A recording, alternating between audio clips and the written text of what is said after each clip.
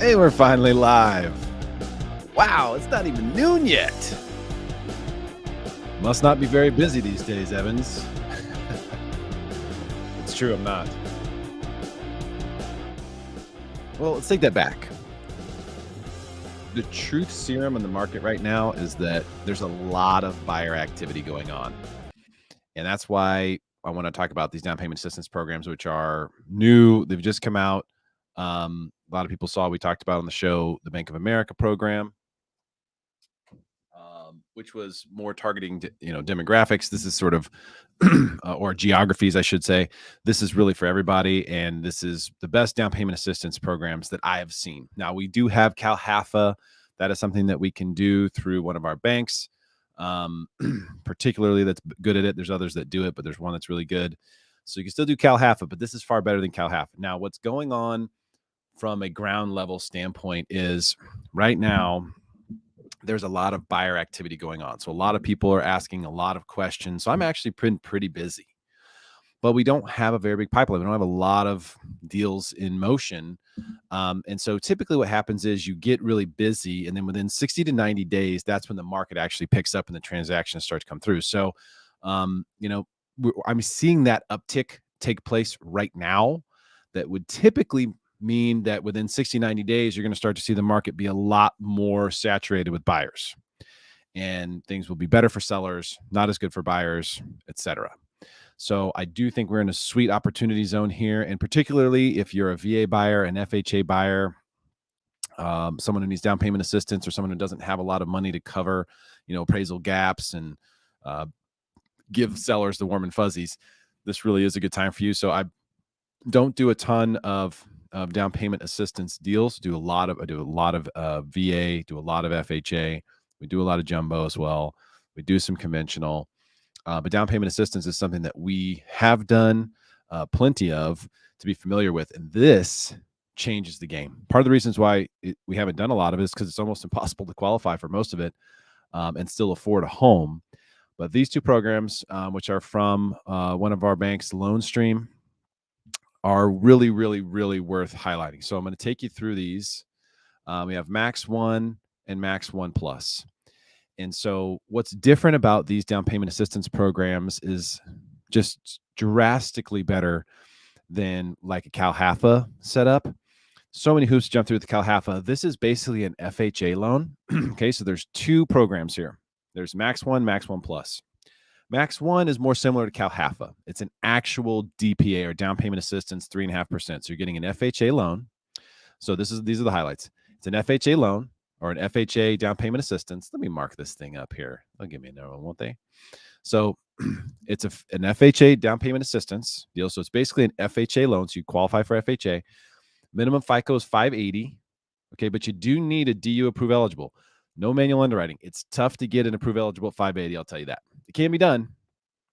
Very, very rarely seen that. So realistically, we're probably talking low 600s, probably where you need to be to get that approve eligible. There's no first-time home buyer requirement. Doesn't matter. You can have non-occupied co-borrowers. So that's where FHA guidelines come in. So let's say you're looking to buy the place. It's going to be for you and your family, but you don't quite have the income to buy the place that you want. You can have mom or dad or your rich uncle co-sign, even if they're not going to live in the home, and you can still get the deal. You can still get the down payment assistance too. For DTI, you just follow FHA guides. So 4757, which is huge. When you do CalHFA and some of these other programs, like the DTI caps will be like 40%.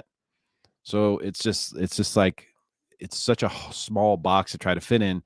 This is opening the box up significantly. Now, some people are going to say, wait a minute, Derrick, this sounds a lot like, stuff before the crash, like 100% financing. No, this is just down payment assistance that actually makes sense. Like if you're going to do it so people can actually get it. But look at this. If it's one bank doing this, if this were widespread, if they were giving away 100% loans to anyone and everyone, then that would be something where we go, okay, well, how many people are actually using it? And is that going to cause a problem in the market?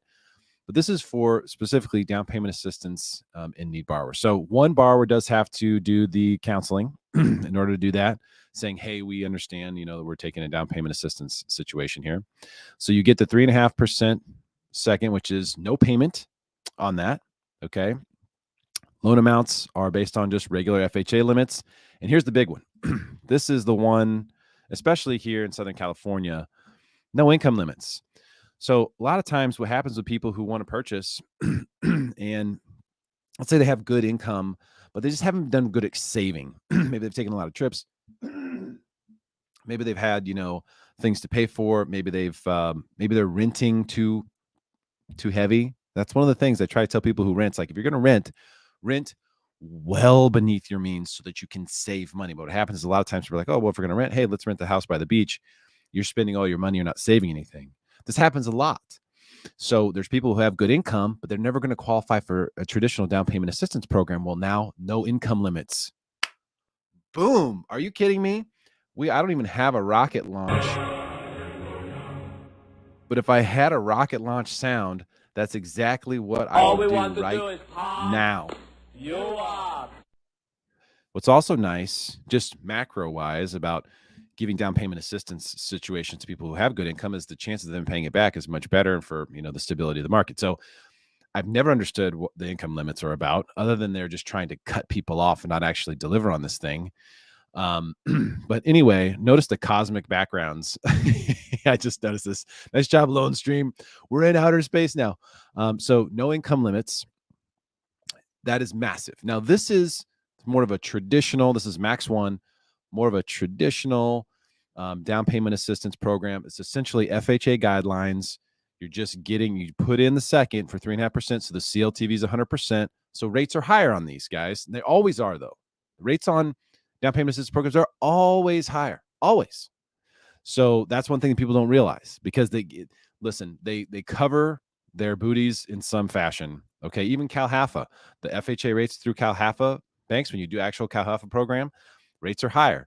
That's why CalHFA these days, you have to be an approved lender. Now, if you were actually giving a grant to the buyer, who cares who the lender is? The reason why is because they finance a lot of the program that way. Now, I don't have ironclad contractual proof of this, but it only makes sense. Why do I have to take a higher rate if I'm doing a CalHFA program through FHA? Because they're financing part of what they're giving you through the interest rate, which is stupid. You can do that on your own. You don't need to go through a program or fill out paperwork for that. So you do need to put that the CLTV is 100%. The rates are going to be higher on this program as a result of that. But what's great is you can refinance it out, and these can be subordinated. So these seconds can be subordinated.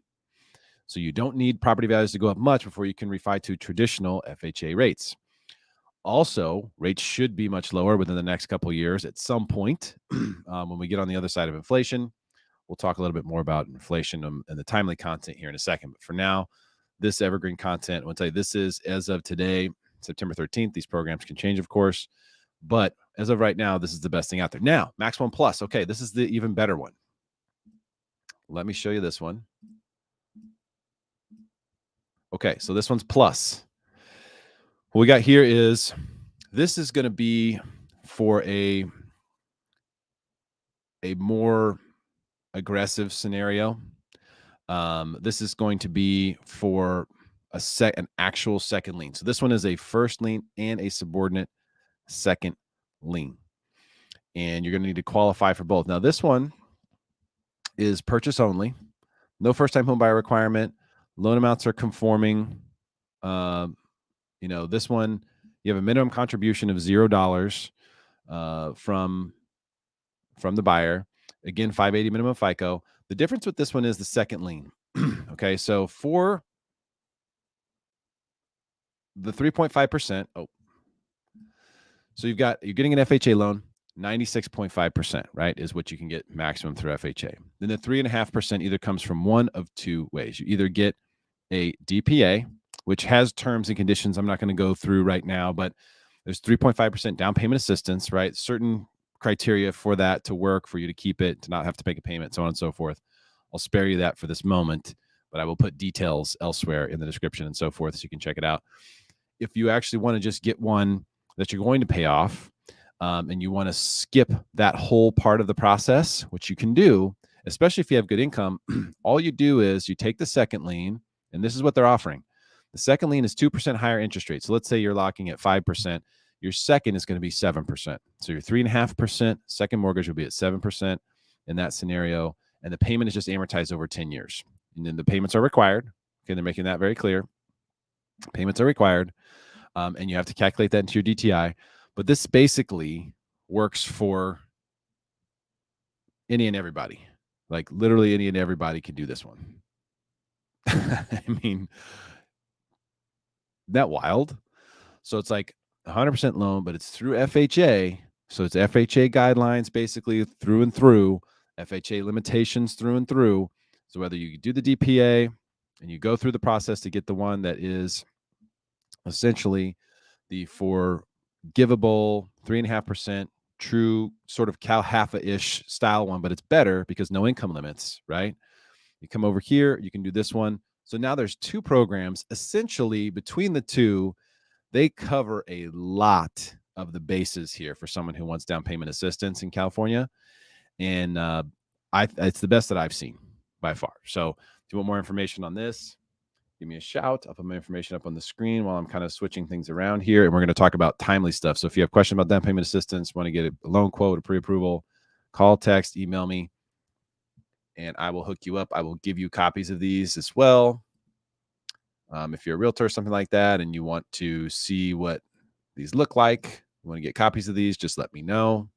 I'll send them to you. No problem. You can read out. I can get you the matrix with all kinds of information. By the way, you can do 2 units on these too. So you can do 2 unit properties. FHA, you can do up to 4 units, but these you can do 2 units on these, which is also awesome. I have a veteran who bought a 2 unit right in the middle of COVID, and man, is he crushing it now. Just absolutely crushing it. Okay. So here's what I'm going to do. Leaving that up right now. We are going to pull this up. All right. Markets today getting clobbered. Really, really, really bad stuff today. Ugly stuff. Dow Jones is down 1,000 points now. When I started this video, we were down 800. Not good. Not good. Crypto was getting thrashed as well. So this stuff kind of pumped up a little bit, and then now it's getting hammered. I'll go into more detail about what's going on with that here in just a second. We'll look at some of those technicals. Mortgage rates, we're now on the 5% coupon, guys. We're tracking the 5% coupon, and that one is down 50 plus basis points today. It's not a good look. I'll be honest with you. You know, the inflation print was bad today because it showed that inflation still increased, even though it was only 0.1%. It did not show us what the market was expecting, which is that, you know, inflation is mostly behind us, and we can look forward to, you know, not having inflation around. That is not what's going on right now. What you're seeing is basically we see so far a nice bounce off of this support, and the wick down here is good. It's a good sign so far. It's earlier in the day. I normally do videos later in the day. I'm going to be live later today with Dan Parker on his channel, Best Life SD, at 5 p.m. And it's, like I said, it's been busy. There's a lot of buying activity going on. People are asking me a lot of questions. People are getting pre-approved. It hasn't come through to the other end yet, but this time rates kind of going back up. And as you can see, we're testing those highs that we've experienced here recently. We're at that point now. We're at that kind of the highest rates we've seen in 8 years or something like that now, just barely. But it goes back to June when we saw that spike. We're back at that point right now. But it has not, it's the normalization that's taking place is actually very healthy. So let me show you what this looks like right here, right? This is a range. This is basically a range for rates. And during this period, a normalization has occurred. This is about a 3-month period. And so the fact that rates are, you know, in the 5s or in the 6s in some cases has somewhat normalized in the marketplace. It's not something where people are shocked by it anymore, like it was, you know, a month ago or even 2 months ago. And so that normalization is helpful for the market. People still want to own real estate, and they're coming out of the woodworks. They're getting involved in the marketplace, maybe not pulling the triggers a whole lot at this moment. And we don't know if they will. Pre-approvals do not necessarily equate into deals. They don't. So just because there's top of funnel activity, does not mean that it's going to come into this wave of buyers that are going to push the market back up. But if there was going to be a wave of buyers to push the market back up, it would look like this. It would start this way. Now, it doesn't mean that's ultimately what's going to happen, but it would look like this so far. So I'm going to keep a very close eye on that. Okay, so rates not great. Today's bad. We're down 52 basis points. We've rallied from the lows significantly. That's been huge. Oh, I just put this one in there. There's two. I put two in here for fun. I'll show you that. Actually, we'll show you this later. I'll show you this with the other one that I put in. That's for fun today. Loan stream. Don't need that one. Let's look at some of these articles, okay? Just to get a feel for what people are seeing out there and what's true and what isn't. More homes for sale and less demand, but first-time buyers still struggle to get in the door. Now, this is what I've been experiencing. In fact, I had 2 offers that went out today, okay? Both cases we did hear back, or no, one went out yesterday, one went out today. In only one case, we heard back from the listing agent. The other case, we still haven't heard a word, just crickets. And both of them are multiple offer situations. One's $1 million price point in Chula Vista. The other one's like 800,000-ish in Spring Valley. So, I mean, no matter what you think, you may think, well, prices have come down, 6-7%. True. Inventory went up a little bit. It did. It's receding again. The market is still quite strong, and it is really, truly still technically a seller's market. But there's more buying opportunities now, whereas before, buyer opportunities were just few and far between, almost non-existent. Now there's pockets of buyer opportunities. There's situations where listings don't have an offer, where sellers are wide open to the idea of someone making an offer, that kind of thing, or homes that aren't presented properly. Buyer told me the other day that they walked into a home and they were like, wow, y'all need better pictures. This place doesn't look this good online. Those kinds of things are the opportunities where you can, when you see something like that, that home's an opportunity, because most people will just look at the picture. They don't like it. They'll just move on. So things like that are out there, but it's true. There is still a struggle for buyers who are in the market. It isn't just a free for all for buyers right now. The juices, guys, Choice Juicery, so good. They're all over San Diego. Definitely check them out if you want to juice or get some healthy grub. Okay. This one, I had to cover this. Homeowners lose wealth as rising interest rates weigh on home values. The hell are you talking about? Lose wealth? Lose wealth? First of all, your equity, the equity you have in your home only matters if you want to use it, right? I mean, hopefully you don't try to track the equity in your home like it's some sort of stock or something like that, because that's just silly. There's no reason to do that. Homeowners haven't lost anything. Just because your home value spiked up and then it's come down a little bit, you haven't lost a thing. You've gained. You've gained tremendously. If you bought 2 years ago, 3 years ago, anytime last year or before, you are in the green. Okay? You haven't lost a damn thing. This article is BS. It's crapola. But just the headline is crap. You haven't lost wealth. Now, interest rates have weighed on home values. They have. And we've seen 6-7%. Some people are saying 10-12%. I haven't seen that as an average. Certain places, certain homes, certain areas could be. I haven't seen that as an average. The most I've seen an average from a San Diego standpoint, data-wise, is like 8%. I'm seeing more like 6-7%. There's some places that are still getting multiple offers, though, and getting bid up, and it's just like, all right. All right. I didn't think we were in this market anymore. So don't let anyone tell you that the market is crashing. So far from the truth. Stock market seems to be crashing. We'll take a look at that in a second. Bond market's not doing great. It's not, but we're keeping a very close eye on it. This is one I just thought you should check out. There's a lot of there's actually some interesting things in here. A lot of opinions, though. Keep that in mind when you're watching this. Slowdown in the otherwise red-hot housing boom has been stunningly swift. I mean, if you consider 6 months, 8 months swift.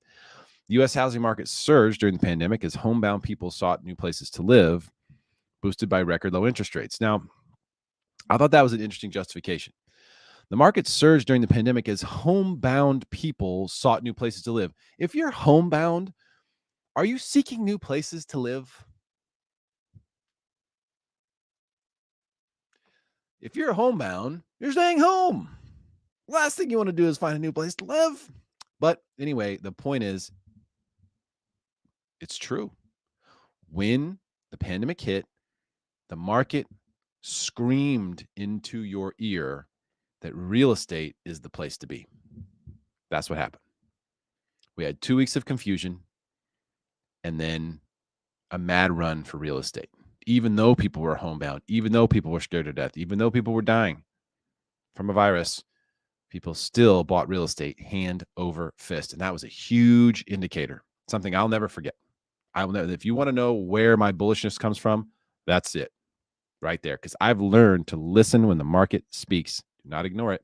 It spoke to us. It spoke to us countrywide, and it really hasn't stopped since. This little breather that we're taking right now really isn't much in comparison to the movements we've seen. Now, real estate agents who once reported lines of buyers outside open houses and bidding wars on the back deck say homes are sitting longer and sellers are being forced to lower their sights. True. That has both potential buyers and sellers wondering where they stand. You know, we've got recession concerns. Mortgage rates are certainly a thing. That just kind of points out some decent stuff. But what's really going on right now is just a breather. I mean, that's really what's happening. We're seeing a breather in the market, which was due, which was needed. I hope it lasts longer. I hope prices come down more. I really do. Be good for me for a lot of reasons. It just doesn't seem like there's a whole lot left here. Like I said, just from my view, one loan officer, one loan guy, there's been a lot of buying activity lately. A lot. Hasn't translated into deals yet, but usually that's the direction it goes. So if that's going to happen, then we could see a nice surge of buyers here fourth quarter as inventory is declining. You know what happens there. Okay. So that's sort of what I'm seeing and what I'm expecting right now. Okay. I've got two things for you here. I'm down 61 basis points, losing support here. Gosh, hang on, guys. Come on. Hang on. Right on the support line right there.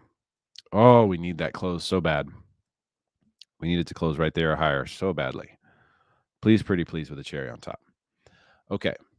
Two cool links listed here. Apple now lets you edit and unsend iMessage on your iPhone. Here's how to do it. I want you to check that out. Also, so I'm doing an event tomorrow. And, you know, my phone goes off pretty much all day, 7 days a week. And so when I'm going to be doing this event, you know, I'll be out of pocket for 2 or 3 hours, which is a crazy amount of time for me. There is a way to enable auto reply to text on your iPhone. And so I'll be using that tomorrow. And I thought you might find this pretty cool. So if you're ever in an event or like you're on a date night or whatever, but you know you're just kind of getting blown up because you have a lot of deals going on or there's a lot of things happening, you can actually set up an auto text feature so that when people text you or try to call you, it'll just automatically text them back like, hey, I'm at date night with the wife, you know, I'll call you back tomorrow or whatever. You know, mine's going to say like, hey, I'm at an event, call my assistant if you need something. I thought that was really cool. So I wanted to share that with you as well. Now let's take a look at these markets. Okay. So this is the S&P.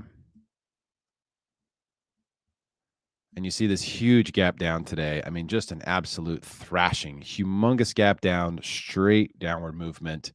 Really, really ugly price action. Bounced off of the 50% Fibonacci retracement, which we closed yesterday, just yesterday. We were pushing through that 50% retracement. Enormous rejection off of that today with the teeny tiny CPI number. It really seems overdone to me, to be honest with you. But, you know, we're seeing a retrace there that's not very pretty. The NASDAQ also rejected. NASDAQ was right on top of a downward trend line. So big rejection there. Wasn't too surprising. And the Dow, you know, this one, it front ran the 50. So you can see that the S&P is really what's kind of controlling the market. And look at this continued upward trend of the dollar. So by the way, I don't know how this is possible. We're experiencing inflation like we haven't seen ever. And we're seeing the dollar strengthen. So just going back to, when was the dollar last at 100? April. The dollar, your dollars are technically up 10%. I actually checked my bank today to ask him what my savings account rate was, 0.01%. Yeah. Needless to say, I'm switching banks. But you can see this trend line is really, really strong. It's made a lot of sense the whole time. This mid dotted line here was support there a whole bunch. It was support here a whole bunch as well. And it's just this is one of the craziest things I've ever seen. Bitcoin got thrashed, now down 2,000 on the day. Just an absolute thrashing, but it is approaching the golden pocket there on this retracement. And so I expect some support to come in here relatively soon, probably around 20,000 or so, right in here between 20,000 and 20,150. Should be some support there for Bitcoin. Ethereum not looking too great either. So financial markets today getting crushed, including interest rates. Not looking good. But I can tell you this. People are trying to buy real estate. People are looking at real estate. People are writing off some real estate. People are getting pre-approved for real estate. And that's one thing that's nice about the real estate market. It doesn't move so quickly that, you have to jump in or you miss out or you wake up one day and you're down 10%. That just doesn't happen in real estate. Even when you look back at the crash, it did happen. It was a buildup that happened over time. And even when the crash began, there were tons and tons of warning signs. There's enough for me at the time to be able to exit my positions ahead of time, ahead of the crash. So, and I didn't really know shit back then. I really didn't. I thought I did, and I was studying and I was trying, but I really didn't know anything. And so even I was able to get out at that point in time. It was that obvious. But this time, what we've got is real estate may just come out smelling like a rose because everything else is going to hell. I mean, if stocks really do continue to crash like this, there's live numbers. They ain't pretty. Over 1,000 points down on the Dow. About 3%, 3.5%, 4.5% on the NASDAQ. If all these other financial instruments and investment vehicles go to hell in a handbasket, where do you think money's going to flow? Where's the safest place to put your money? People got to live. People don't have to own stocks. People got to live somewhere. So a lot of people ask me about multi-units. By the way, we actually can do small commercial loans up to 8 units. And that's even on DSCR, which is where essentially you put a down payment, but the loan is more based on what the property is doing and what the rent that the property is bringing in looks like versus the debt service. So I got those kinds of loans. People who want to buy investment properties. It's hard to buy residential investment properties. It might actually even be easier to buy multi-unit investment properties these days with the DSCR program. But you do still need down payment. You do still need financial viability. But there's lots of different ways to get involved in real estate. There's lots of different ways to invest in real estate now. In fact, what is it? I'm going to look it up over here first. Meet Kevin. Did you guys see this? So Meet Kevin, who is a YouTuber, and we've chronicled him on this channel before. Yeah, here it is. He's starting something. I'm not even sure what it is, but we're going to take a look at it. It's a real estate company, real estate investment company, where essentially you buy stock into his thing. And so it's a 1-to-1 valuation. So if you buy $1, it's worth $1 or whatever, but then they're going to buy real estate with it. And then you can partake in the profits and the rent rolls and stuff like that. It's like fractional ownership real estate. Heavy regulation on this. But apparently he's done all the due diligence. He's pulling all of his money out of the stock market to start this. So there's a lot, like I said, and this isn't the only one. There's a lot of them. There's a lot of opportunities to do like fractional ownership. I have a lot of fractional ownership in commercial real estate through non-traded REITs. There's a lot of different ways to invest in real estate. So if you can't buy a house, you can't buy an investment property, you can't buy a multi-unit or whatever, there's still ways to kind of invest in the game if that's something that you want to do. But here's one thing we know, real estate values go up and to the right over time. There's no other way that it can happen. It's the only thing that's possible. It's the only thing that's possible because there's only so much land. So unless the population starts to actually decrease significantly, in that case, maybe we could see a multi-year bear market in real estate. If that happens, I want you to hear me right now, get as much dry powder as you can, and you get ready to pull the freaking trigger if that ever happens in our lifetimes. It'll be a generational buying opportunity. In the meantime, tax advantages, passive income. I mean, it's just so much better than the other options out there. All right, let's see. Sorry, I haven't been paying attention to comments. What's up? I know who that is. Deanna in the house. Heather, what's going on? Good to see you. Johnny Lee. Yeah, I don't know. I've heard some of this, Johnny. I haven't seen it myself. Just send me a message and let me know. I know, there's been some credit unions who've had some really crazy interest rate offerings. And remember, credit unions, as we've chronicled on this channel, they could do kind of whatever they want. I'm surprised that they've been so aggressive at what is kind of clearly a cycle top in the real estate market. Very, very curious to me. But hey, they can take chances too. Diamond Hands in the house. What's up from Temecula? All right. C. Green Jr. in the house. Good to see you guys. Most of these comments coming from YouTube, but we're live on Twitter, LinkedIn, Facebook, etc. Share this video with your friends. And let's do this. Here's what I want to do. I want to make sure that you have a safe place to go if you need a home loan, if you need a quote, if you want to try to figure out what's going on, maybe with your loan or with your deal, or you have a friend who's like frantic because their loan person isn't calling them back, whatever it is, whatever you need help with, that's what I'm here for. Call, text, shoot me an email, and I will be here for you. I will take care of you. I will take care of your friends and your family. This you do not need to worry about. All right, friends, have a great day. Hopefully things will look better in the bond market. Hopefully we'll see a better day tomorrow.